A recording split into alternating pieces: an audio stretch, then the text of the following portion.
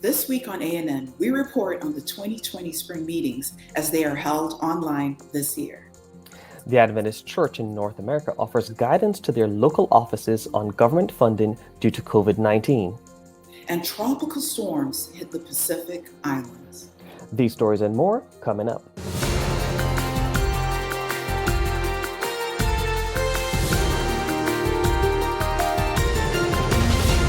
Thank you so much for joining us this week. This year, the spring meeting of the Seventh-day Adventist Church was held and streamed online due to the COVID-19 pandemic that has limited travel and kept most people in their homes. The novel coronavirus, known as COVID-19, has spread globally since the end of 2019.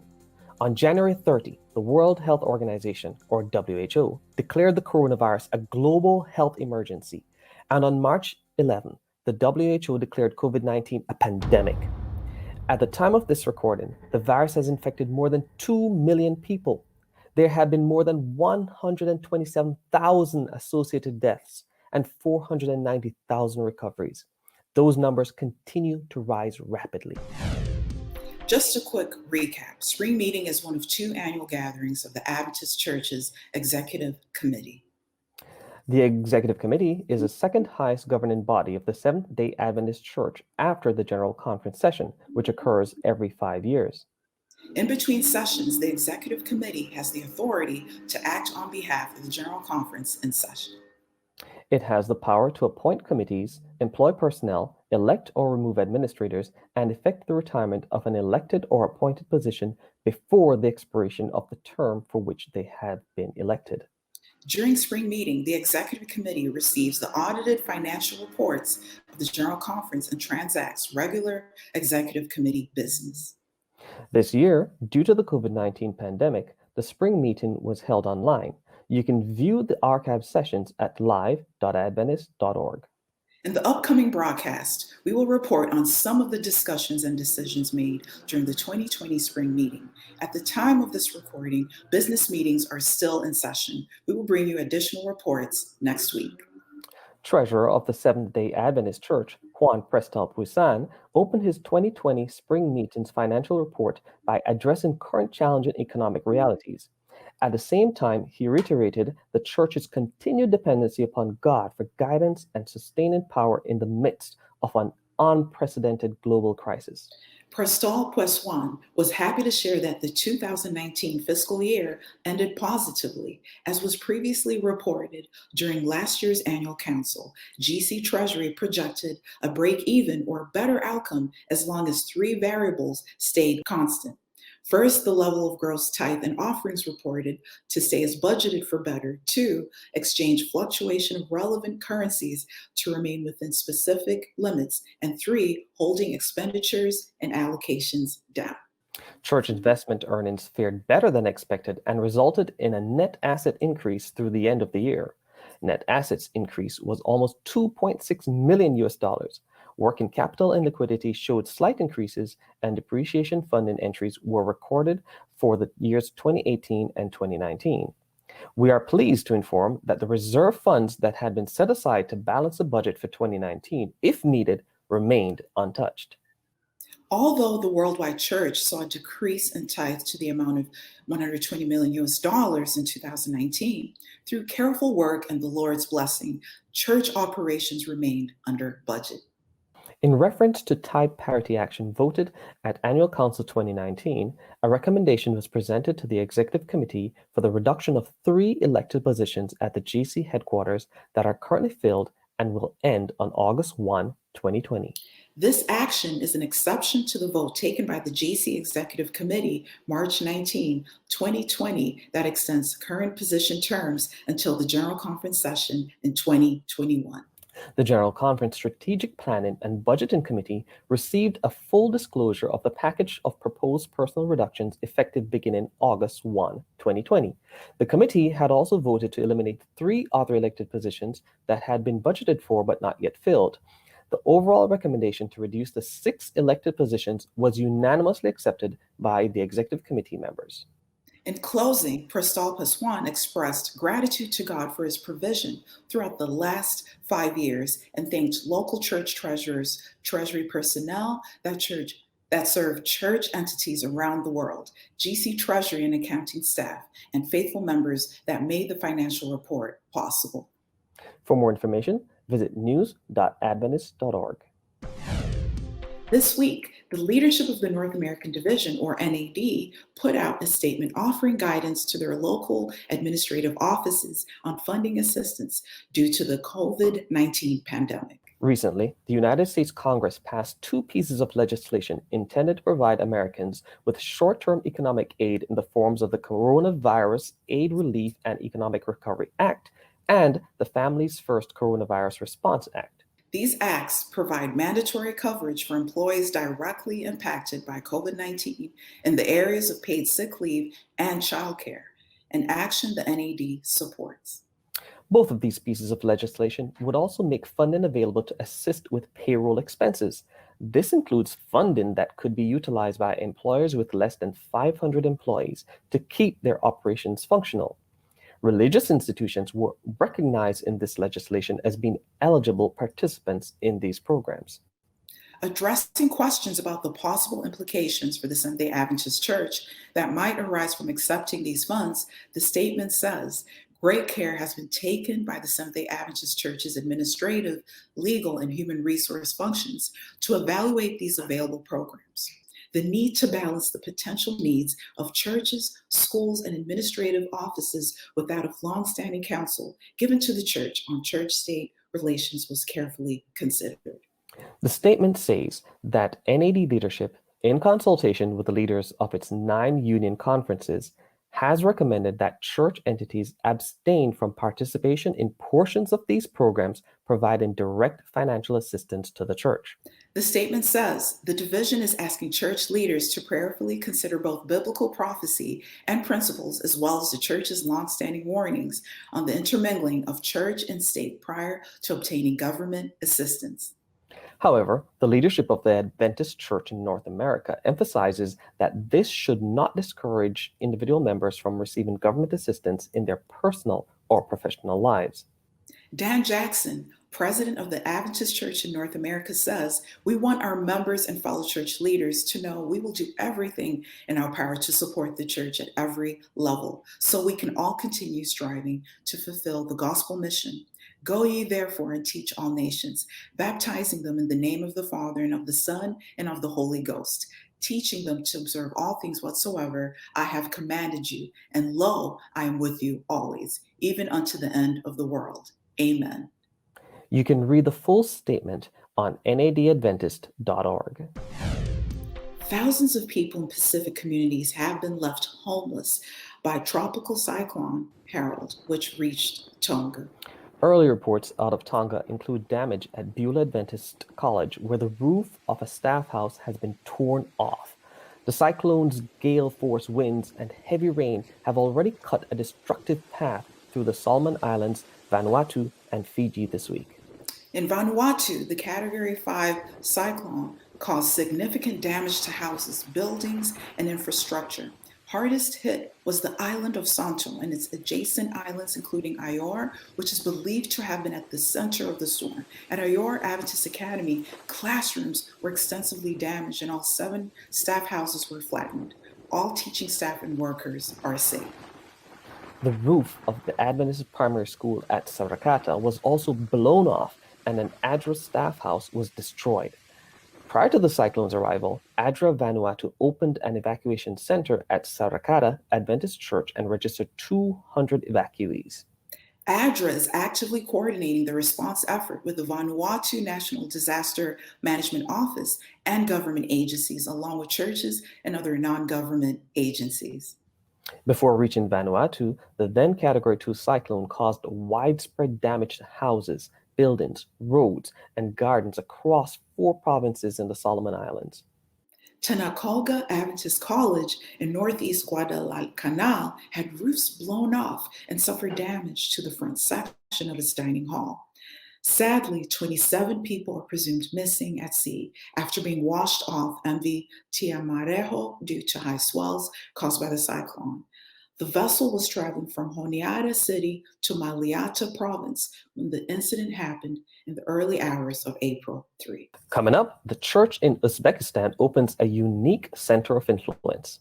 But up next, Advent Health shares an inspiring message of members encouraging their local healthcare workers.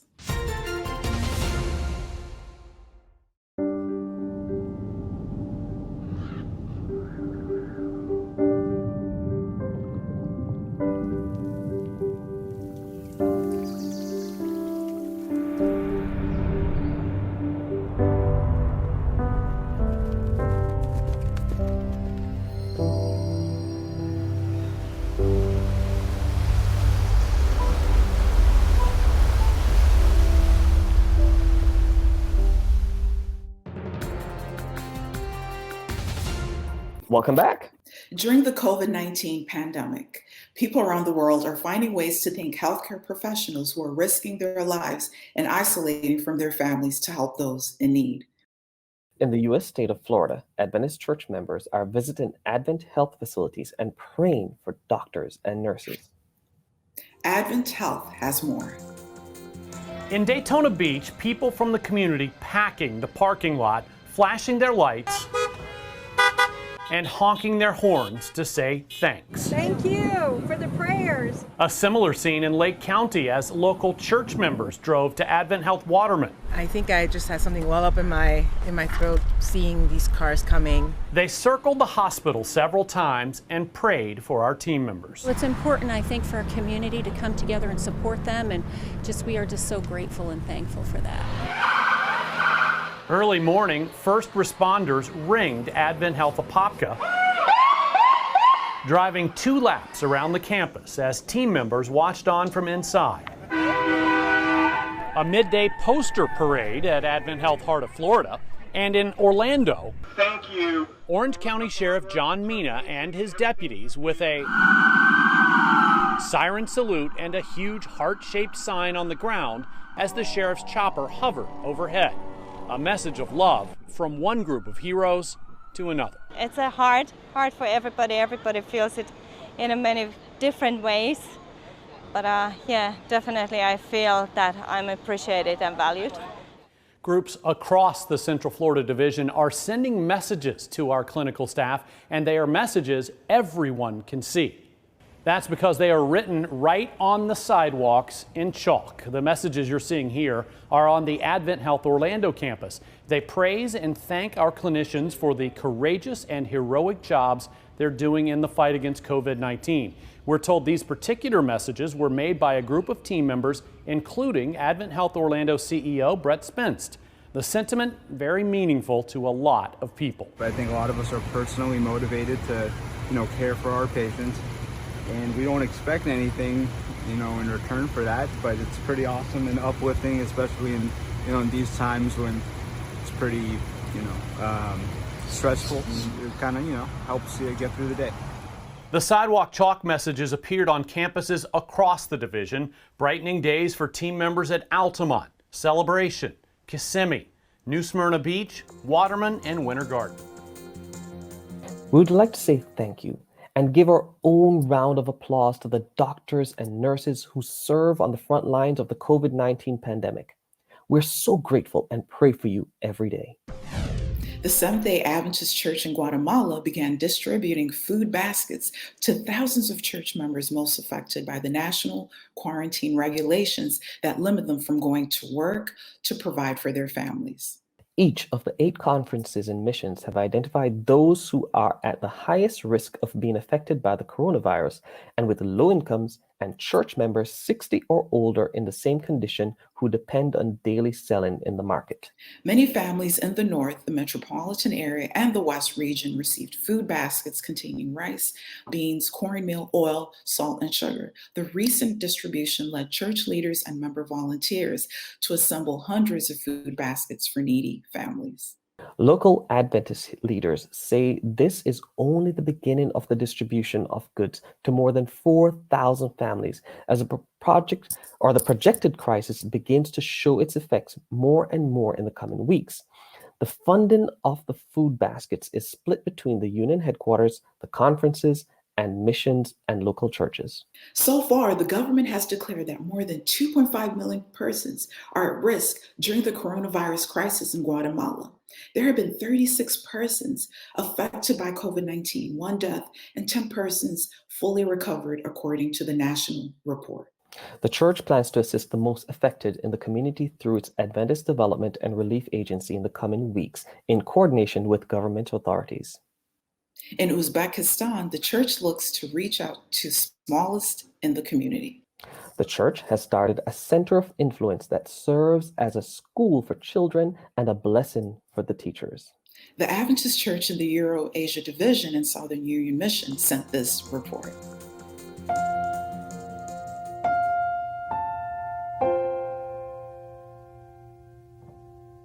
Меня зовут Лебедева Алена. Я живу в городе Черчике. Город Черчик находится в Ташкентской области, в Узбекистане.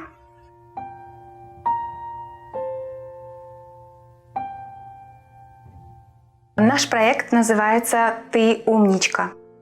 Через занятия с детьми старшего и младшего возраста мы стараемся привить детям хорошую самооценку, чтобы дети научились разговаривать на русском языке, английском языке, знали такие предметы, как математика, чтение, русский и английский.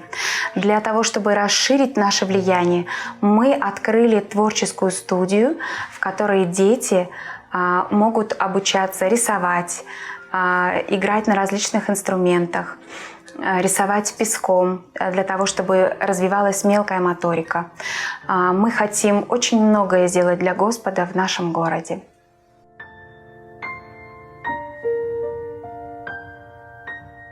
Когда я делаю эту работу, я чувствую себя очень счастливой, потому что я чувствую, что я делаю то, что Господь хочет от меня. Мы часто сталкиваемся с проблемами в нашей работе, но когда они появляются, мы с мужем стараемся молиться вместе и просим также молиться церковь за нас. С нами молятся наши друзья, они поддерживают нас, и Бог разрешает наши трудности. Слава Богу!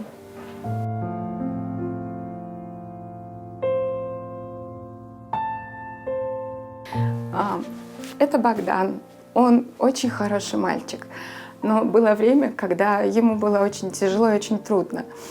И мы вместе прошли эти трудности, когда Богдан готовился к школе. То есть в тот момент, когда ему нужна была помощь, мы с мужем оказали ее. И сегодня Богдан отличник, получает хорошие оценки и также слушается свою маму, бабушку и помогает им во всем.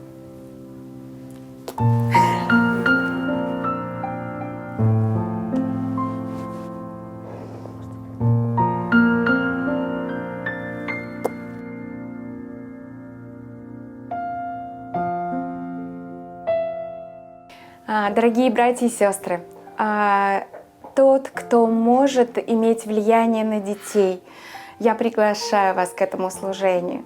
Это потрясающее служение, которое поддержит вас, даст очень крепкие отношения с Господом, поможет сложить свою команду и также принесет огромное удовольствие вам и огромное удовлетворение.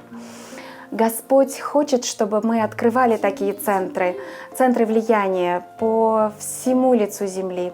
И я бы хотела пригласить вас к этому служению. Будьте благословенны.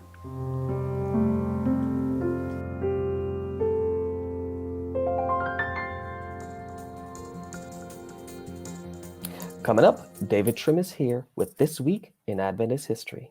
But up next, Adventist Mission shares a story about a community center in Bulgaria.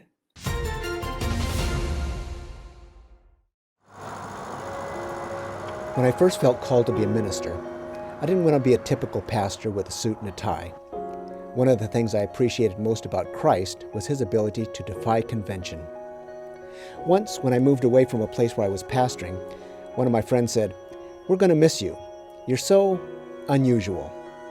I take that as a compliment. I'm someone who likes a challenge. I love to test my limits. I've been running for more than 35 years, most days of the week. I love to run, especially in nature. It's time alone with God where I can recharge.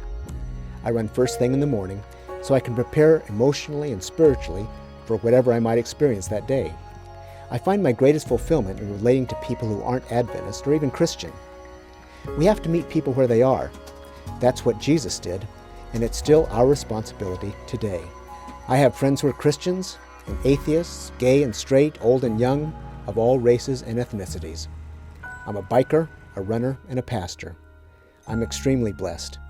My name is Stephen Chavez, and this is my whole life.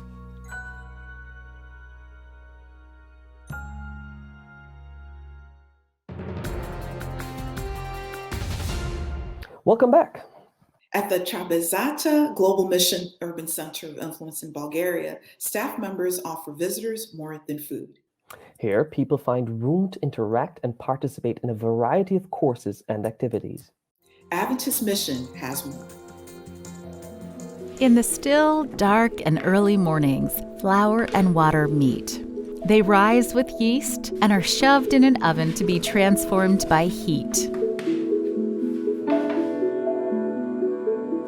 The aroma fills the air, sending an irresistible invitation to mouth-watering delights. One by one, people come to order, to socialize, and laugh. Every day, people of all ages and different ethnicities line up at this bakery, eager to savor delicious bread.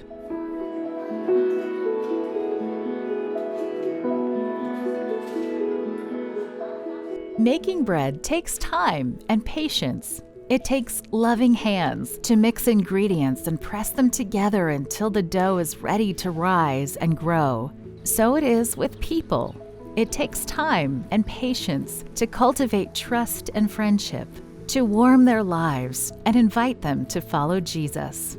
At the Trapezia Global Mission Urban Center of Influence in Bulgaria, staff members offer visitors more than food. Here, people find room to interact and participate in a variety of courses and activities. As they make new friends, visitors are invited to become volunteers themselves. This way, they can give back and help others too. Dimitur is a regular volunteer who found purpose in Trapezia by tutoring math. There are good people here, and I developed good relationships with different people. So I want to give my best to others. I feel a strong desire to learn more about God and the Bible. I have this idea that I have to help, and if I can, I'm going to do it. I am not a math teacher. I'm an engineer. But here, I help kids with math. Dimitur travels 10 kilometers every day. Sometimes he comes on foot. He started as a customer, then he became a volunteer, and now he is a baptized Seventh-day Adventist. Like Dimitur, many people who come to Trapezia find the bread of life. The owners of Trapezia have seen how centers of influence like this can work as a platform to engage the community and form friendships. God gave us this place to keep us close to people. God showed us that we needed a place where people felt accepted and at home. That's why we established a bakery, because it smells like home. In Bulgaria, people eat a lot of bread.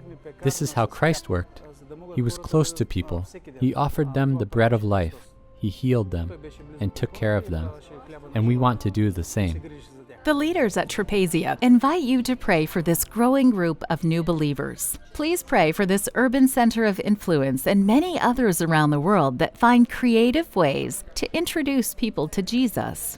Thank you for supporting urban centers of influence through Global Mission.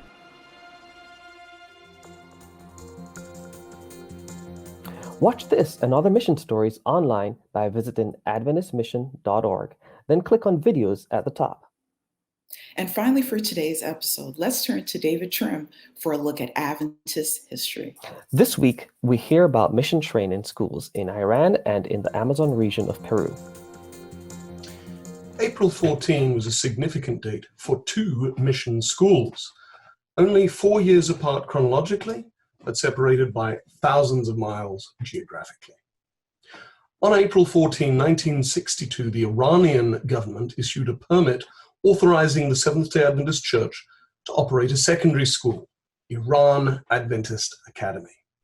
Now, the church had operated a school in Iran since 1946, but it was unlicensed by the government and only had 8 grades. From the late summer of 1962, that changed. Iran Adventist Academy was located on a large property in the foothills of the Alborz Mountains, about 8 miles or 13 kilometers from the Iranian capital city, Tehran. Kenneth Oster had provided vigorous leadership to the school in the late 1950s, and Vigain Makarian provided it in the 1960s. A new building was funded by the World Church, a 13th Sabbath offering, and the building was opened by General Conference President Reuben R. Figure. Very different times. Sadly, after the Iranian Revolution, when an Islamic regime came to power, the academy was appropriated by the government. We have no educational institutions in Iran today, few members, and a very limited ministry. 4 years later, on April 14, 1966, Colegio Adventista de Ucayali, or Ucayali Adventist Academy, opened in Pucallpa, a city that lies on the Ucayali River in eastern Peru. The Ucayali is one of the rivers that join to form the Amazon River, and the Ucayali Basin was very important in Peruvian Adventist history because that is where Adventist work in the Amazon region of Peru started when legendary American missionaries Ferdinand and Anna Stahl moved there from the Andes region of Peru in 1921. Subsequently, the Stahls were joined by other missionaries, including Wilhelm and Olga Schäffler from Germany. Thanks to their innovative approach and holistic work, Adventist mission in the Amazon flourished. Today, Colegio Adventista de Ucayali continues to operate, building on the foundation laid by the Stahls and other missionaries, which make the Seventh-day Adventist Church the largest Protestant denomination in Peru today. Iran and Peru stand at different ends of the missional spectrum, success and disappointment. While we praise God for the success, there is still much to do to reach the Middle East and many other parts of the world, as we're reminded by the events of this week in Adventist history. Thanks for watching ANN. Join us next week for more news from around the Seventh-day Adventist World Church. Please remain safe and well as we all face this new reality together. Remember that each of you can be pillars of hope and peace in your communities. Look for ways to help each other. Remember to continually pray for each other, look out for each other, and lift each other up. Don't forget to follow us on Twitter at Adventist News and on Facebook.com/Adventist News. You can reach us at annvideo11@gmail.com. Before we say goodbye, here's some good news from the book of 1 Timothy chapter 4, verse 12. The passage says, "Let no one despise your youth, but be an example to the believers in speech, in conduct, in love, in spirit, in faith, and in purity." That's our program for this week. And remember, you can always visit news.adventist.org for daily news and videos. Until next time, God bless. Take care.